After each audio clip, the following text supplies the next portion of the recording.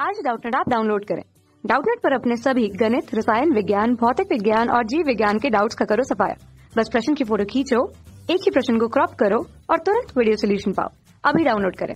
Hello friend, इस प्रश्न में दिया गया है कि निम्न तीन परिपथों में प्रत्यावर्ती धारा प्रवाहित हो रही है। जिस प्रकार देख सकते हैं एल का परिपथ अर्थात प्रेरकत्व का परिपथ, प्रतिरोध का परिपथ तथा यहाँ पे हमने संधारित्र का परिपथ इस प्रकार से लिया है। यदि एसी की आवृत्ति को बढ़ा दे, जो स्रोत है, ठीक है, इस प्रकार से एसी स्रोत है, इसकी आवृत्ति को बढ़ा दे तो परिपथ की धारा पर क्या प्रभाव पड़ेगा, यह पूछा गया हमें। इस प्रकार से देख सकते हैं। तो यहाँ पे स्रोत से जुड़ने के कारण अगर देखें, यहाँ पे हम देखें धारा प्रवाहित हो रही है, अगर यहाँ पे I1 प्रवाहित हो रही है, यहाँ I2 प्रवाहित हो रही है तथा यहाँ पे देखें I3 प्रवाहित हो रही है। इस प्रकार से तो देख सकते हैं कि जो L के सिरों पे क्या होगा, धारा के प्रवाह के लिए जो अवरोध उत्पन्न होता है वो होता है प्रतिघात। तो इसके लिए हम क्या लिखते हैं, अगर प्रेरकी प्रतिघात है XL लिखते हैं, ठीक है। तो A के लिए लिखे तो यहाँ पे क्या हो जाता है, प्रेरकी प्रतिघात XL बराबर क्या होता है, ये होता है ओमेगा गुणित L, जहाँ पे ओमेगा क्या है, जो है स्रोत की जो है कोणीय आवृत्ति है, या इसको हम क्या लिख सकते हैं, 2 पाई f भी लिख सकते हैं तथा ये हो जाएगा L। ओमेगा का मान क्या होता है, 2 पाई f होता है, जहाँ पे f क्या है, स्रोत की आवृत्ति को दर्शाता है। इस प्रकार से, ठीक है। अगर स्रोत की वोल्टता हम लेते हैं इस प्रकार से V लेते हैं, ठीक है, V तथा V, तो धारा का मान क्या हो जाएगा, यहाँ पे देखिए अगर I1 प्राप्त करें तो I1 बराबर क्या हो जाएगा, V बटे XL हो जाएगा। इस प्रकार से, ठीक है, या हम लिख सकते हैं इसको V बटे 2 पाई FL, इस प्रकार से भी लिख सकते हैं। तो इस प्रकार से हमें प्राप्त हो जाता है। तो यदि हमें पूछा गया, देखिए कि यदि हम आवृत्ति का मान बढ़ा देते हैं, तो यहाँ पे आवृत्ति अगर हम बढ़ा देते हैं, ठीक है, F का मान बढ़ा देते हैं, तो यहाँ से क्या हो जाएगा, F का मान बढ़ने से क्या हो जाएगा, XL का मान भी बढ़ जाएगा। तो यहाँ पे देखिए XL का मान यदि बढ़ता है तो क्या हो जाएगा, जो धारा I1 का मान क्या हो जाएगा, कम हो जाएगा।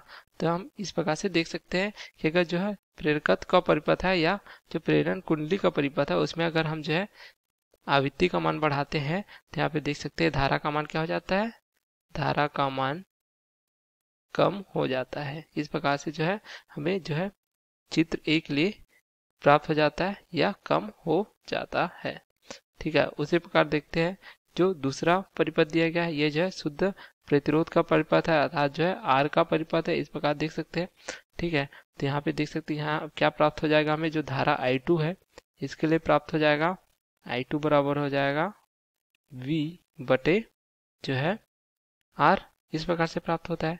तो R का मान है, यह जो है आवृत्ति पर निर्भर नहीं करता, अर्थात यदि हम आवृत्ति को बढ़ा भी देंगे, जैसा प्रश्न में दिया गया है, तो ये आवृत्ति को बढ़ाने पर, तो अगर आवृत्ति को बढ़ा भी देंगे तो R जो है परिवर्तित नहीं होगा, ठीक है, परिवर्तित नहीं होगा। तो अगर R का मान परिवर्तित नहीं होगा तो I2 भी क्या होगा, यह भी परिवर्तित नहीं होगा, क्योंकि यह जो है आवृत्ति पर निर्भर नहीं कर रही है, ठीक है। इस प्रकार से देख सकते हैं। उसी प्रकार देखिए हम जो है यहाँ पे चित्र C के लिए देख सकते हैं। C में क्या है, यहाँ पे देख सकते हैं जो संधारित्र है उसकी धारिता के कारण धारा के प्रवाह के लिए अवरोध उत्पन्न होगा। अगर हम देख सकते हैं तो ये हमें प्राप्त हो जाएगा XC, जो है यहाँ पे धारिता की प्रतिघात को प्रदर्शित करता है। इसके लिए हम सूत्र लिख सकते हैं 1 बटे ओमेगा C हमें प्राप्त होता है।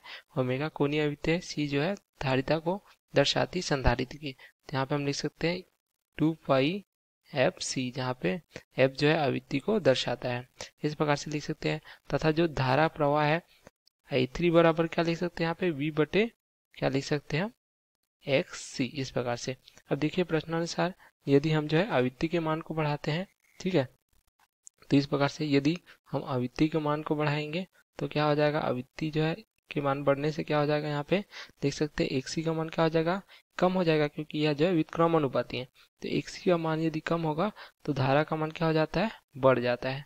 तो यहाँ पे पूछा गया है, ये प्राप्त होता है हमें। यहाँ पे देख सकते हैं अगर आवृत्ति का मान बढ़ाते हैं तो जो शुद्ध संधारित्र का परिपथ है उसमें क्या होता है, धारा का मान बढ़ जाएगा।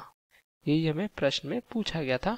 तीनों परिस्थितियों के लिए देख सकते हैं, पहले जो है शुद्ध प्रेरकत्व का परिपथ दिया था, तो इसमें जो है आवृत्ति बढ़ाएंगे तो हमें जो क्या प्राप्त हो जाएगा, आवृत्ति के बढ़ने जो प्रेरकी प्रतिघात है XL का मान जो है बढ़ जाता है, जिससे क्या होता है, प्रेरकी प्रतिघात के मान बढ़ने से जहाँ धारा का मान कम हो जाता है। इस प्रकार से हम देख सकते हैं। उसी प्रकार अगर देखें जो है शुद्ध प्रतिरोध के परिपथ के लिए, तो यहाँ पे जो है R जो है आवृत्ति पर निर्भर नहीं करती, तो धारा भी परिवर्तित नहीं होती। उसी प्रकार देखें जो संधारित्र के परिपथ के लिए यहाँ पे अगर आवृत्ति का मान बढ़ाते हैं तो XC का मान जो है कम हो जाता है, अर्थात जो है धारित्र प्रतिघात का मान कम हो जाता है, जिसके कारण क्या होता है, धारा का मान जो है बढ़ जाता है। तो इस प्रकार से हमें तीनों परिपथ के लिए जो है धारा का आवृत्ति पर निर्भरता प्राप्त हो जाती है। Okay, thank you. कक्षा 6 से 12वीं से लेकर नीट, IIT, JEE वो एडवांस के लेवल तक 1 करोड़ से ज्यादा छात्रों का भरोसा। आज ही डाउनलोड करें डाउटनेट ऐप या व्हाट्सएप करें अपने सारे डाउट्स 8400 400 400 पर।